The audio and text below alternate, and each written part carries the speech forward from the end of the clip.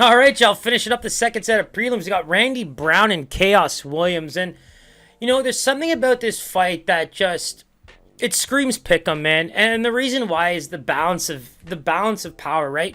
You think about the way Randy Brown fights, susceptible to leg kicks, but great ground game. For a fighter who tends to do very well with length, he's got some good striking. I just really like watching him work from those areas because he tends to use his long strikes to set up takedowns, grappling exchanges. He one-arm choked Cowboy Oliveira.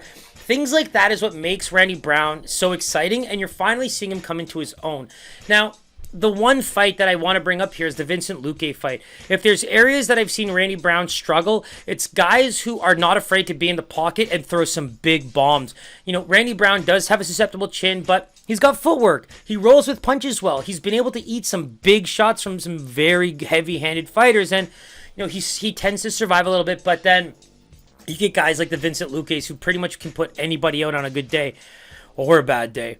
And, you look at Khaos Williams, the Sadiq Youssef fight. You think about where have you seen Khaos Williams do poorly? And, the Michel Pereira fight is the one I want to bring up a little bit because his takedown defense is just 50%, I believe.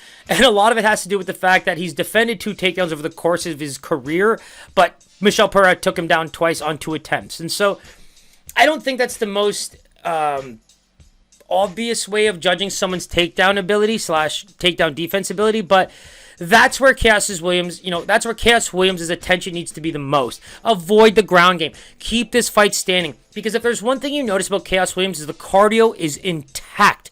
The guard up top barely shifts. He's got a good boxing frame. Throws leg kicks with serious intent. So you think about the areas where Randy Brown has struggled in the past: leg kicks, power strikers.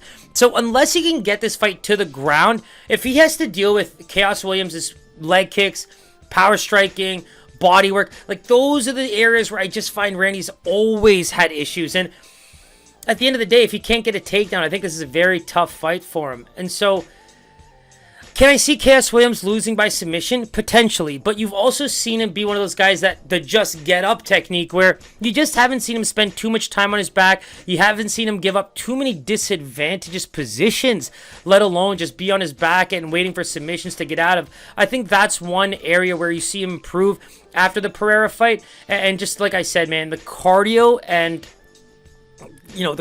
coupled with Brown's chin issues have just made me feel like this is a Khaos Williams fight to win, and I really believe this is a pick'em. So I think Khaos Williams is going to win this fight. I just think that his body of work coupled with his skill set is just not exactly where we've seen Randy Brown succeed so well. So let's go with Khaos Williams as a pick. This is a pick'em. I just don't see a line possibly to be able to separate these guys, so let's take a look.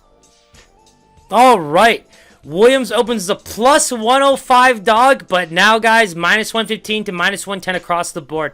Like I said, this is a clear-cut pick'em fight, and the reason why is there's just so much in terms of a paths to victory for both guys, where Randy Brown, you can visualize it, you can see it, you can legitimately see him being able to find ways to grapple with him, get him to the ground, and just find ways to use that length and completely rattlesnake Khaos Williams. But then, at the same time, you have visuals of watching Khaos Williams land those big leg kicks. Look for those openings when he gets a little close and can land on the chin. That's what he looks for in a fight. So being able to watch both those outcomes so vividly is what makes this fight such a pick'em to me. So like I said, ending off the prelims with such an exciting one. Your boy Sooky's very pumped for these fights. Still riding the high from that countdown. So keep it locked. Don't forget to like and subscribe. Next fight coming right up.